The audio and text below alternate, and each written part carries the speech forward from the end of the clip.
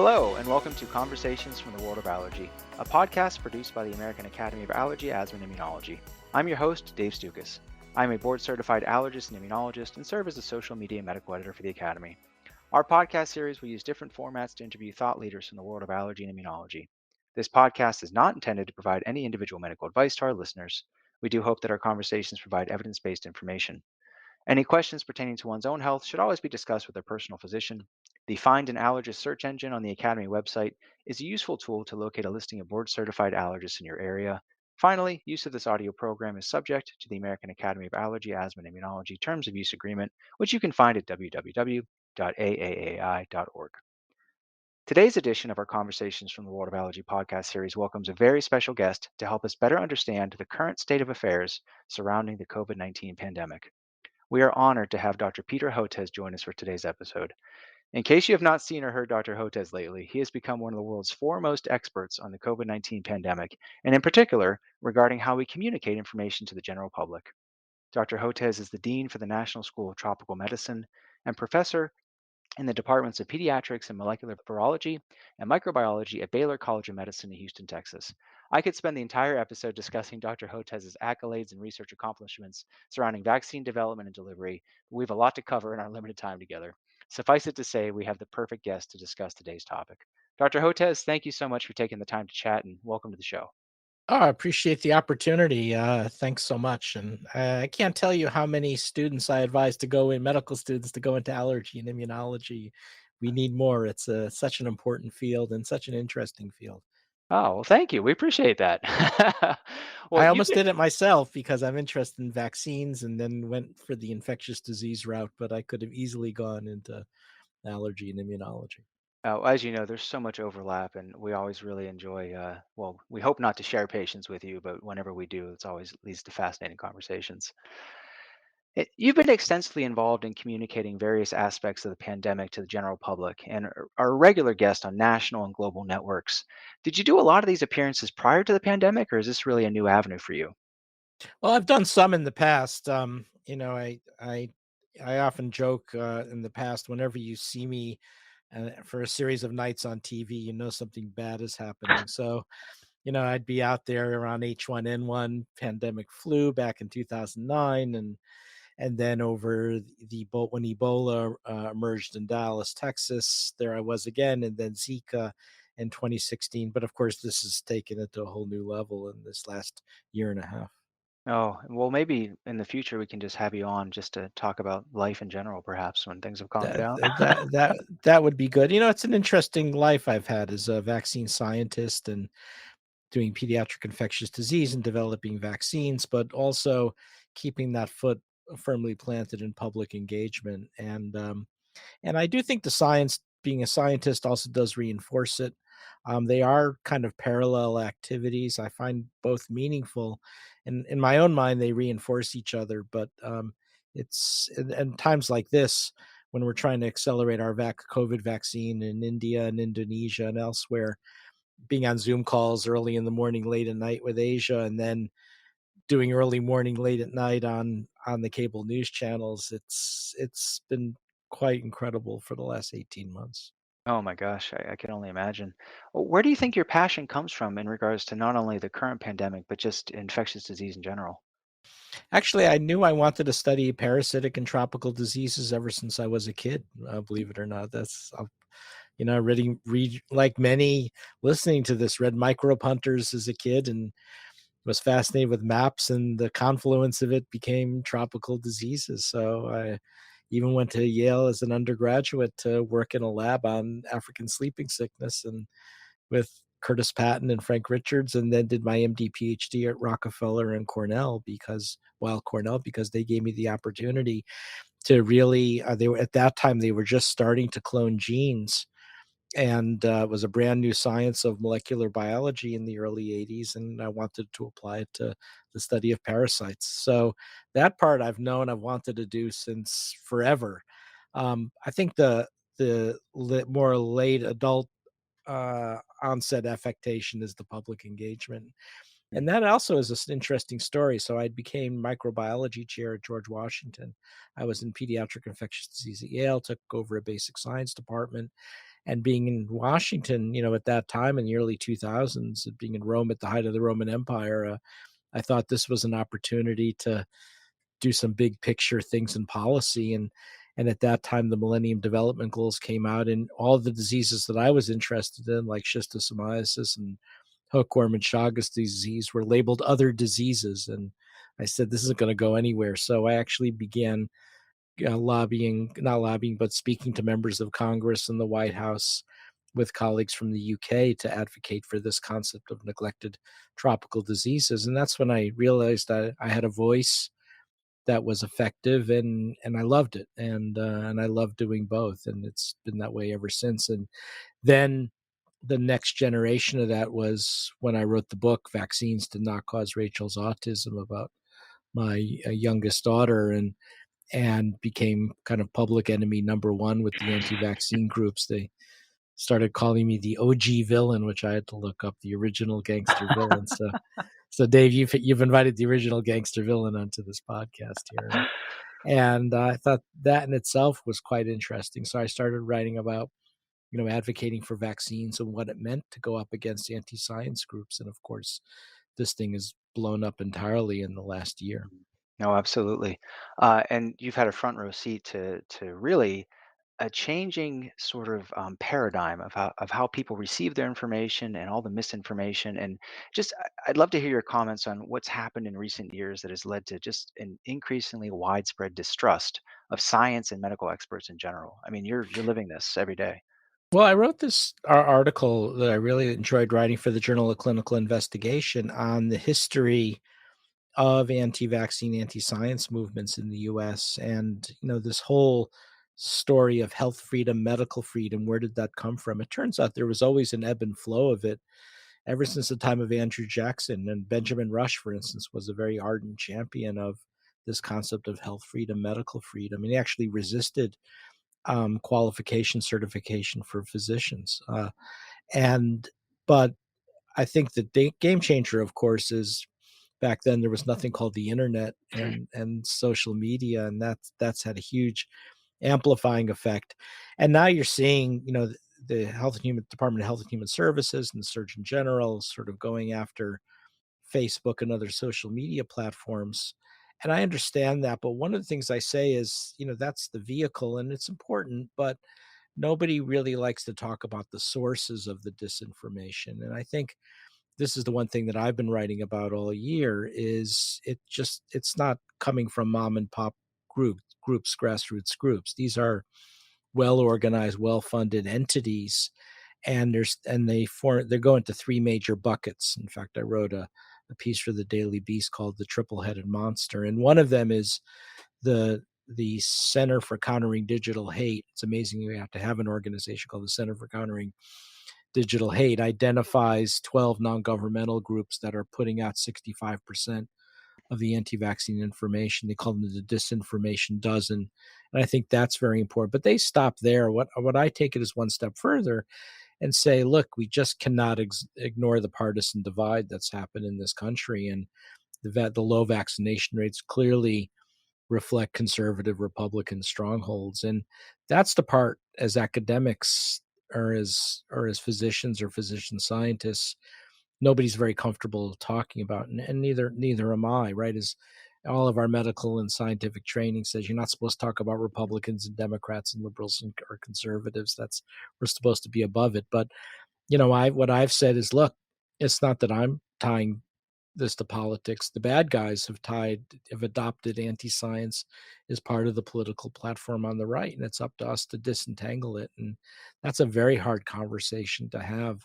Um, but that's the second piece. I think, what we saw at the CPAC conference, what we're seeing play out on some of the conservative news channels at night, it's pretty awful, and that's doing a lot of damage. Then the third one, which I tend to be a loner out there talking about it, is the Russian government. We Mm. now have information from U.S. and British intelligence and other sources that Putin has been using this as anti-science, anti-vaccine activities as a wedge issue to further divide our country. So a lot of the stuff is coming from Russian bots and trolls, and like Russia Today and Sputnik News, and that's also doing a lot of damage. And that's the part that the Biden administration doesn't want to take on, is to actually start to dismantle the monster, the take Mhm. down the sources of anti-vaccine disinformation. So that's still going to take time. Yeah, well, I mean, you've really outlined how complicated all of this is, and I know as And clinicians. it's not small potatoes, right? These, Mhm, again, it's not some, mom who thinks vaccines cause autism like it used to be. These are well organized, well funded entities. They monetize the internet through advertising. They're selling fake books. I mean, if you go to Amazon.com and look at the books on vaccinations, it's a horror show, right? And mhm. that's why, your patients, people listening to this, your patients come in with all this stuff, and you're like, what? I never heard that. And they make you feel like you're not keeping up with the literature. Well, you're keeping up with the literature and your board certification, but you're not keeping up with the fake stuff. And that's what they're coming in loaded with bear with this fake information. It's very tough. Oh, absolutely. And I know I personally love when I get that chance to have the individual conversation with somebody, because then you can take a deeper dive into what's really, leading to their mistrust of evidence-based Right. information and whatnot. So let's dive into some of the details surrounding this virus. Can you just give us some background at first as to why viruses mutate in general, and what occurs when they do? Well, they mutate when they're allowed to replicate, especially RNA viruses. RNA viruses tend to mutate at pretty, significant rates, and that's what we're seeing with this one. And I think, again, that's another fake talking point, because one of the big fake talking points that's out there, even from scientists that they've co-opted, is to say, well, that's vaccinations that are driving the evolution of the mutations. And it sounds Mm, good, right? But it's mhm, not true, right? So the UK variant, the B.1.1.7 variant, arose out of unvaccinated England, right? It started in September, October last year. The Delta variant was because India was unvaccinated and the virus was allowed to propagate, and those are the sources of the major mutations, which of course is a wake up call of why we've got to do a better job vaccinating the world's low and middle income countries. I mean, the African continent, for all practical purposes, is unvaccinated, and that's only asking for trouble. And that's why we're trying to accelerate our low cost recombinant protein COVID vaccine that's now being scaled for production in India and Indonesia and elsewhere. And so we're very excited about that. mm. Oh, and right now, of course, the hot topic is the Delta variant, of the SARS-CoV-2 virus. What have we learned about how this specific variant, how it differs from the original variant, or ones that came before it, in regards to binding, replication, or how it's really changing infections overall? Well, I think, the a key part of this virus is that it's much more efficient at replicating in human tissues. And some ascribe that to a specific amino acid substitution in the 681 of what's called the furin cleavage site, which is needed for virus entry into the cell. And that simple switch to an arginine may be responsible for a lot of those changes. So the point is, you're getting a lot more virus replication in nasal secretions, in saliva, and I think that has a lot to do with it. So about 6 weeks ago, a study in Guangdong province said when you're doing PCR for virus, the cycle threshold was way lower and meaning much more virus. And I think that has a lot to do with what we're seeing and why the reproductive number of the virus, the level of virus transmission is so sky high. It's not quite measles level, but it's getting much higher than anything we've seen before. And the consequence of that is, and if you get big areas or pockets of low vaccination, this virus just gains a lot of force of infection and infects a lot of people very quickly. And that's what you're seeing right now across the South. And because we've done a pretty good job vaccinating older Americans over the age of 65, even in the South where vaccination rates are lower, those over the age of 65 still have about 80-85% vaccination rates, not as high as the North, but still good. But when you look at young people in the southern US, nobody's vaccinated. I mean, 25% of adolescents, maybe slightly higher for young adults. And that's what's that's what's the game changer here. And so Delta's just ripping through everything from Texas to Florida and everything in between. Oh, after similar surges in India and the United Kingdom with the Delta variant, it seemed like some of those, the rate of infection dropped off rather precipitously, relatively speaking, at least. Is it possible that we're going to see something similar in the United States this autumn as well? And why or why not? Well, that would be great, wouldn't it? But Yeah. the problem is this: when you look at the UK curve, for instance, in the United Kingdom, it started at 5,000 new cases a day, and then it shot up to 40,000 new cases a day with Delta, and then it started coming down, and people said, okay, well, this is going to have this natural peak, and then it'll stop. But then it got stuck at 20,000, and that's what it's been. So now it's plateaued, and I would guess you could see this in the US as well, particularly because it coincides now with the opening of schools. So as we're speaking, the Houston Independent School District is opening up for in-person classes just now. So with all of this virus transmission, now you're opening up schools, and in many school districts across the South, you've heard it on the news, many of the elected leaders and public officials are saying no to mask mandates, and we have so few vaccinated among the adolescents. So I think this will have a yet another amplifying effect for a while to come. So I think this is going to be with us a good chunk of the fall. Mm. Yeah, it's scary to think about. What impact have COVID Well, it's vaccines? scary to think about because it was a self-inflicted wound. I mean, had we fully vaccinated the American people, like we see up in Vermont, right, where essentially all of, or Massachusetts or Connecticut, where all of the adolescents and adults are vaccinated practically. That's the difference between the North and the South is that difference. There's still going to be issues and problems, but nothing like what we're going to see down here, I would think.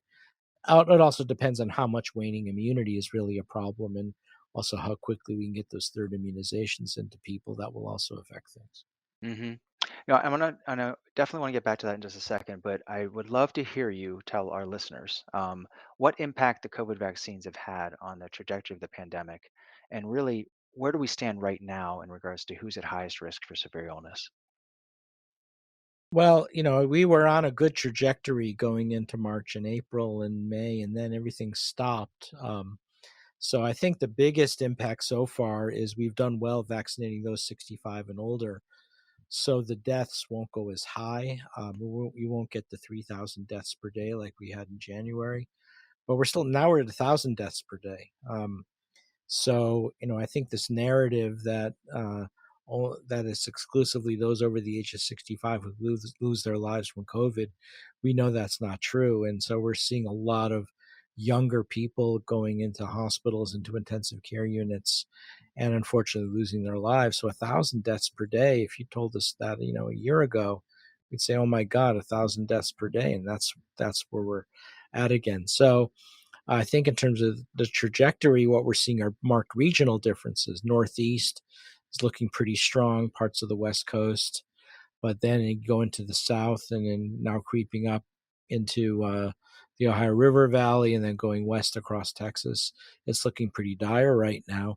And then I think as we head into the colder weather in the fall, we might see just going to the Mountain West states, Wyoming in a bigger way, Idaho, they're very vulnerable. Also, conservative stronghold states, low vaccination rates. That's where I see that heading in the fall. I find it fascinating. I could speak with you every week, and I'm sure our talking points and discussion points would change dramatically. I just really find that fascinating as this pandemic has evolved over time. The conversation we have today would have been very different in May. Any predictions if we were to dust off the Peter Hotez crystal ball for what talking points we may be faced with come November or December?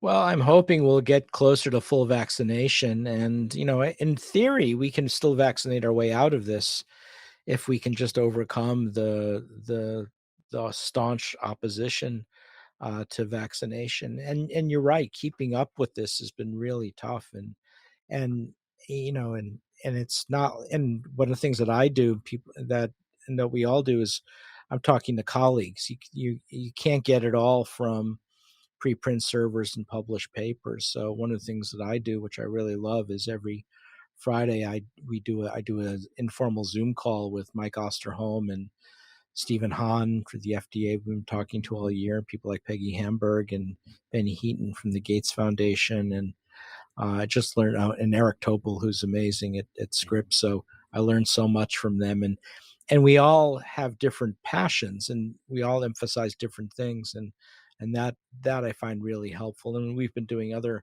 calls like that as well. So it's just keeping up with the deluge of information is really tough. Yeah, well, I hope that our listeners find it comforting that some of our greatest minds are communicating with each other on a regular No, basis. no, it's really tough to and there's not one-stop shopping Mhm. for all your information, unfortunately. It's a bit all over the map. The good news is the scientific community, I think, has been really good about sharing information. There and all the stuff going up on preprint servers like medRxiv, bioRxiv. We haven't really done that in the past to this extent. And also the journal editors, I think, have done a really good job, especially the flagship journals like Lancet and PLOS and New England Journal and JAMA, JCI. They've done a really good job getting this stuff out there in a rapid manner without compromising integrity. So I think, there are some silver linings of this pandemic, and among them is I think the way the scientific communities responded and the journal editors and the science journalists really trying to get it right and getting the information out there is and trying to thread that needle of being fast and yet not losing accuracy. Absolutely. I thought you were going to say Zoom was a silver lining of all this. If I honest to God, if I never did another Zoom call again, I'd be I used to say if I never saw the inside of an airport again, I'd be the happiest man in the world. And now it's I never did another Zoom call. Oh my Nothing goodness. against Zoom, by the way. It's just it's exhausting. And Yes. I've there's been more than a few times where I just can't do this now. I just got to walk away and go outside and take a walk. Or I'm sure everybody listening has had that experience. There's just so many hours you can sit in front of a freaking Zoom call. Absolutely. Well, I we happen to have this scheduled on the same day that just a few hours before we got together to record this, the FDA gave full authorization to the Pfizer vaccine. So I'd love to hear your thoughts about what impact this will have on current efforts to provide vaccines to as many people as possible. Is this a game changer, or how does this change anything? I think it does change things, but not always in the way that people think. So, the questions that are being asked by the journalists is, isn't this great? Because now everyone has been holding back getting vaccinated. Now they're going to get Mhm. vaccinated because it's approved, because they've been saying they don't trust the emergency use authorization process. And then I have to take the wind out of their sails and say, well, I think there'll be some people who will do that, but I think it's going to be modest because what's happened is the disinformation empire puts out about a dozen talking points. One of them is EUA is a fraudulent process or a corrupted process, and but I think people will just fall back on the other stuff. But so that's the not so good news. I think what the game changer may be around mandates. I think because now employers can feel more comfortable mandating vaccines. So I've been talking to a lot of general counsels of companies over the years, and they just didn't feel comfortable doing this through EUA, even though legally I think they could have, but they didn't want to. And so I think places of business now will feel more comfortable doing this. At the federal government, the military is now going to mandate vaccinations. I think other federal agencies, and I think that's going to be the biggest impact. So because we've got a big gap to close, we've still got about 85 million Americans who are unvaccinated who are eligible. So I'm hoping that the mandates maybe will cut that in half to 40 million, but then you're still going to have that same 40 million dug in and watching the conservative news channels at night Mhm. and just believing in the disinformation, in some cases conspiracy. So that's going to be the hard part. I think there was a piece I was disappointed about, which I was hoping this would be approved for 12 and up, and Mm. they stopped it at 16 and up. And I think we're going to have, especially for the pediatric allergists, I think they're going to have a tough time now because parents are going to say, well, why didn't they approve it for the 12-year-olds? Is there a problem? and explaining that no, they started later, we still need more data, that's going to be that's going to be tough to. So I worry about, we had an opportunity, I think, to uh, improve compliance among the adolescents. They were still the lowest, in terms of uptake of the vaccines. And it also, of course, means we can't mandate vaccines for the middle schools and maybe the high schools, but not the middle schools. Hmm. Our specialty has been really at the forefront of dealing with reported anaphylactic and systemic allergic reactions to the vaccines. And thankfully, we know that we can get almost everybody vaccinated, regardless of their history of allergies, with the different versions that are available. But I'd love to hear your thoughts on all these medical exemptions. Are there actual absolute medical exemptions where somebody can't receive one of the available COVID vaccines? Yeah, I suppose if a previous history of anaphylaxis, maybe a history of peg allergy, right? Because there is peg and polyethylene glycol in some of the vaccine preparations, but how many patients do people have with peg allergy? So really, very few that I can think of. So there's not many true medical exemptions that I could think of. Yeah. Well, let's go back to what you mentioned before about the new recommendations for a third dose of the COVID vaccine. Can you explain to us, what this means? Does this mean that the vaccines aren't working? Who should receive a third dose? What's some of the immunology behind it? I'd love to hear your thoughts. Well, I think of it this way. When the vaccines were released for emergency use, they came out with a for the Pfizer BioNTech vaccine with a 3-week interval between first and second dose, a 4-week interval for the Moderna vaccine. And if you think about it, we don't really do that for vaccines, right? You have a long interval in order to give a boost, right, which increases memory B and T cells and gives you more long-lasting, durable antibodies. So we did it, of course, at that 3 and 4 week interval in order to save lives. We needed to get people fully vaccinated. Remember, we were losing 3,000 Americans a day. We needed to, in the nursing home, to get people with those 2 doses as fast as possible, or the healthcare workers.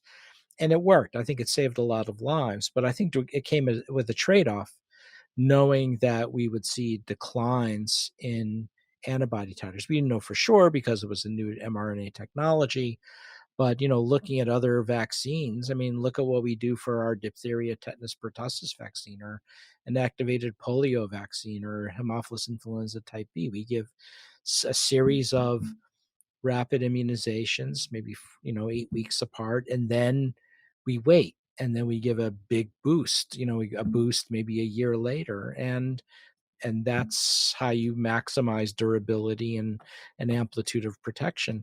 So when I saw that schedule, I said, we're probably going to need a third immunization, and we're going to see waning immunity. At the time, I couldn't tell you if it was going to be a year or 6 months or 2 years. So in many respects, it's predicted and predictable. And so what we've seen now is the protection for infection go down for over 90% to 40 to 50%, according to Israel studies. And there's a side story there. It's always, if you ever notice that all of our vaccine effectiveness studies come out of Israel and the Hmm. UK, Hmm. there's a problem there. We're not doing a good enough job measuring vaccine effectiveness in the US. And I don't know why. We have the infrastructure to do it here. And I think that's why the Health and Human Services last week came out with that recommendation, because they thought the decline in protection against infection was the tip of the spear before we started to also see declines in hospitalizations. And some of my colleagues have been very critical of that decision, because they said, well, if we're not seeing declines in hospitalizations, why are we doing this? Well, again, I think part of it is data collection. We are not fully collecting all the breakthrough hospitalizations. I have colleagues, who run hospitals, who say they've got 20% of their hospitalized patients now are vaccinated, but we don't have confirmation of any of that. So I think we really need clarity. So I do think a third immunization is probably going to be warranted, not only because of the breakthrough infections, but breakthrough hospitalizations. But I would have liked to have seen more data presented when that was announced. And then the other question I'm asked about is vaccine equity. Shouldn't we be using those doses for vaccinating Africa and Latin America and Southeast Asia. And there I actually have an article out that by the time this is out will be out in the LA Times, that says, sharing doses is important, but it's still going to have a modest impact because, we went so heavy on the innovation for mRNA vaccines that nobody gave thought to the fact that there's a learning curve in terms of scaling up production. Mm, We just don't have a lot of mRNA vaccines. And yes, it's wrong that it only went to the wealthy countries, but the truth is, even if we were to share what we had, we've got 3 billion people in low and middle income countries. That's 6 billion doses. Where's that going to come from? And I've been arguing, while we're learning in that learning curve about how to scale up and produce mRNA vaccines, let's get some others out there. So we've got a recombinant protein vaccine. That's a recombinant protein made in yeast, like the hepatitis B vaccine, on alum together with a CpG oligonucleotide. It looks great, and there's no upper limit to the amount you can make. mm, And we're on our own in terms of private philanthropies and that kind of thing, working with countries. So we're getting calls from ministries of health, ministries of science from all over the world, from Africa, Asia, and Latin America. Please help us. And now we're doing that and we're working with them, but we're just not getting a lot of support from the US government. So I've been talking to the Biden administration, rather than wring your hands that you're not doing enough to share doses, help us scale up production of this. And that's just, I've had a tough time convincing them. again, you just really highlight all of the different layers of complexity that surround all aspects of this pandemic. It really It, is it just does. Well, it's also mind-boggling. fascinating, right? I mean, not only Yeah. is the science fascinating, but the geopolitics is Mhm. fascinating. And when I moved to Houston 10 years ago to be part of Baylor and Texas Children's, I've always wanted to write on this, and I reinvented myself as a writer, which is not a great writer, but a good writer. And I've been this now preventing the next pandemic, vaccine diplomacy in a time of anti-science is my fourth book, and I love it. And I find it very meaningful, and because the geopolitics of illness is absolutely fascinating. Oh, absolutely. Oh, I just have a few more sort of questions about the pandemic, and then we're going to get you out of here because I have no doubt that you have other venues to to help educate their listeners as well. I believe Jake Tapper is waiting. So Oh my gosh. Okay. It's about time for annual influenza vaccines. Do we know if people can receive both their flu shot and the COVID vaccine at the same time? the CEO of Pfizer said that he's going to work on trying to co-formulate the two. Mm. I don't know that we're going to need boosters of COVID every year, but I think for now, I haven't seen any efficacy or safety data of giving them both together. So I would probably wait a couple of weeks after the last dose before I get my flu vaccine. Okay. Do you anticipate that we'll hear more about that as we get into the autumn? I hope so. I mean, flu vaccine's out now, I think, right? So Mm. it's or out soon. So again, we don't get that meaningful level of communication. All the questions you're asking, right, should be sort of out there coming from our leadership of health and human services agencies. And it's like reading tea leaves or Kremlin watching, trying to get that information. And I'm happy to do it. I but it takes. I am always worried that I'm not authoritative on everything, and always worried about getting it wrong. Absolutely. What about these folks that are talking about SARS-CoV-2 becoming endemic in our world? What does that mean?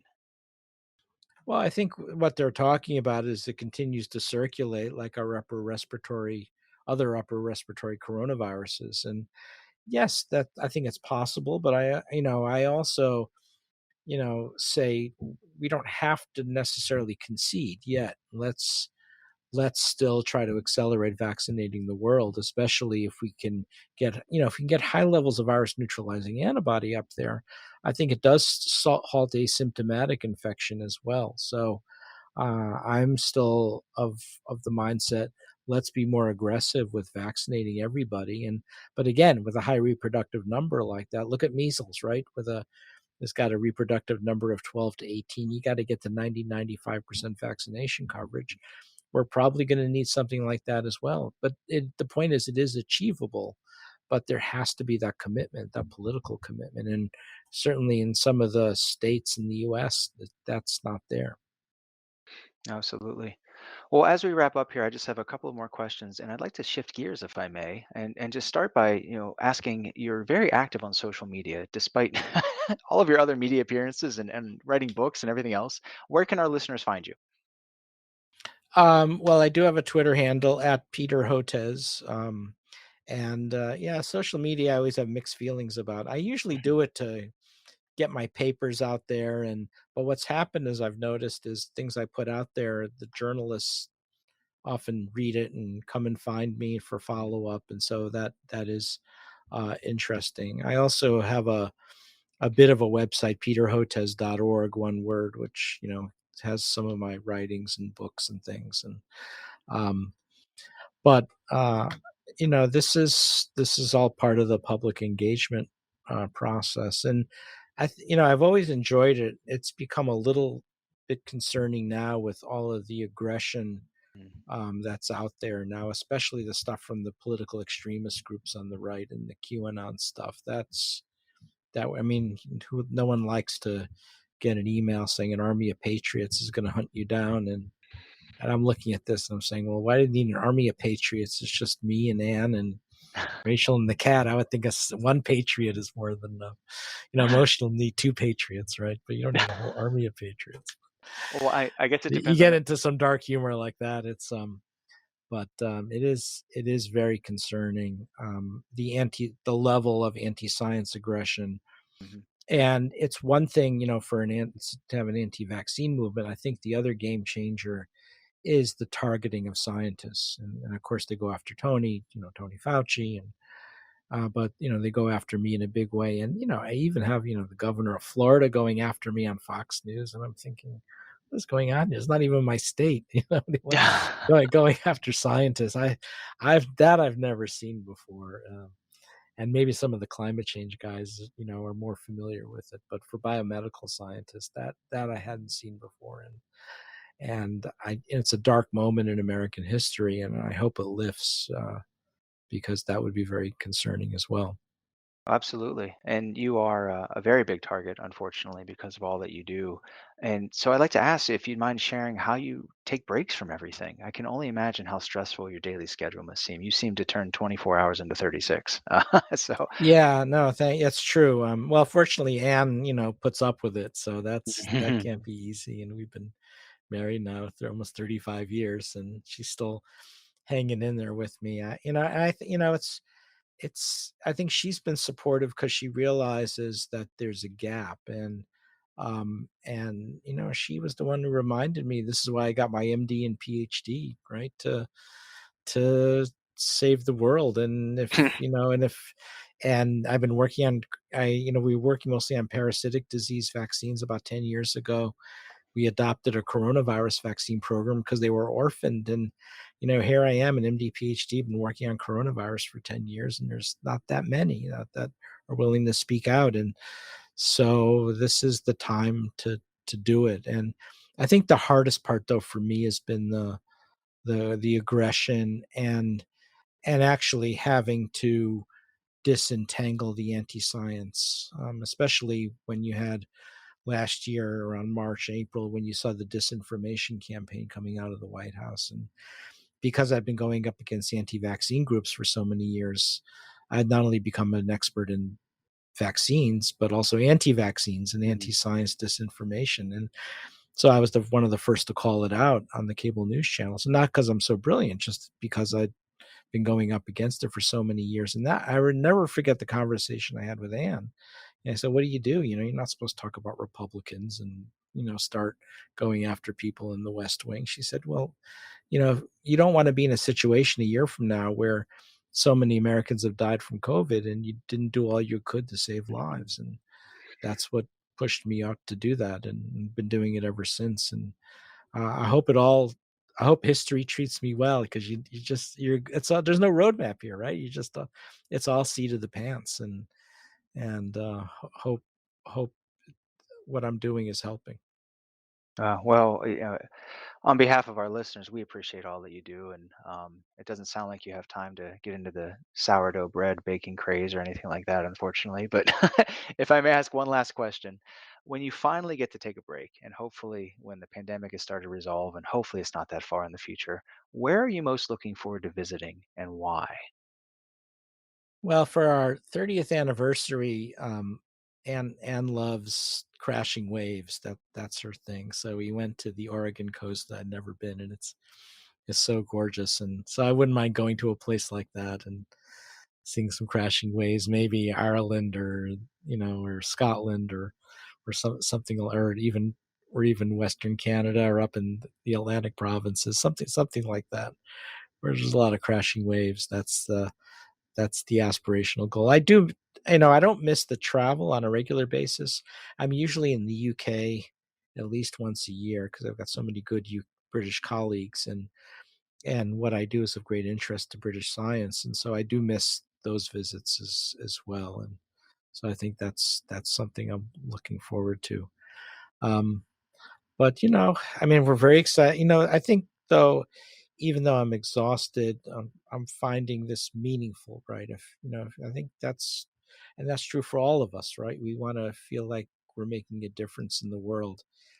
People often ask me, say, Peter, are you happy? Or Dr. Hotez, are you happy? And I say, well, happy is when I was 5 years old and got a new toy, I was happy. I don't even know that I seek happiness. What I seek is to feel like I'm in the mix and making a difference. And I think that's true of a lot of physicians, and especially going into a field like allergy immunology, which is such an intellectually and intensive endeavor.